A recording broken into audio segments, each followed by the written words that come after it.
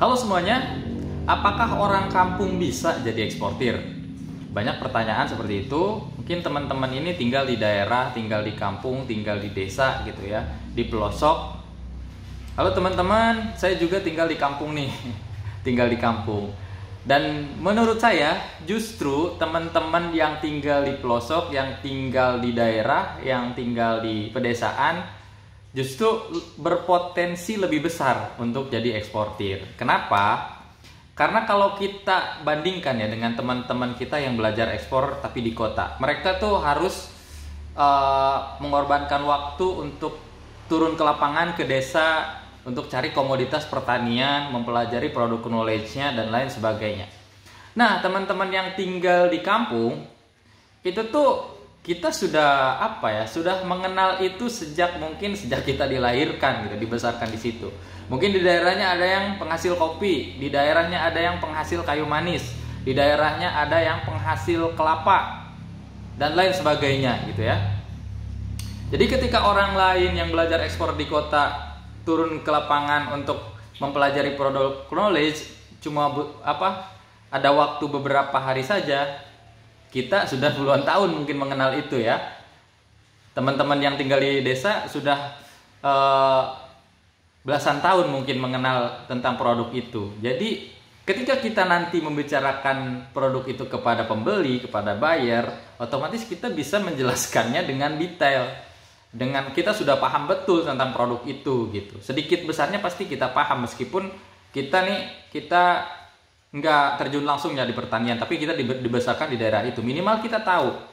Mungkin orang tua kita sebagai petaninya, atau mungkin saudara kita, paman kita sebagai petaninya dan lain sebagainya gitu. Itu keuntungannya. Jadi kalau orang lain mesti mempelajari dulu kalau kita sudah paham betul. Nah, terus gimana nih caranya biar bisa jadi eksportir nih orang-orang kampung ini? Termasuk saya juga ya. Jadi yang pertama yang harus dilakukan pastinya kalau kita mau bisnis, apalagi bisnis ekspor gitu ya, pelajari ilmunya dulu, pelajari regulasinya dulu gitu. Sekarang banyak kok gitu influencer yang mengajarkan, terus komunitas-komunitas banyak, ada komunitas bisa ekspor akademi, Mister Eksportir dan banyak lagi. Channel-channel YouTube juga banyak, ada Julia Ekspor, ada Mas Dal, terus ekspor expert. Banyak sekali YouTube yang membahas tentang, yang sharing tentang ekspor gitu. Jadi dimanapun teman-teman berada, karena mungkin sekarang akses internet alhamdulillah sudah bisa dibilang merata lah di seluruh Indonesia, sekarang sudah ada. Jadi bisa lebih mudah lah mempelajari cara-cara ekspor dan lain sebagainya.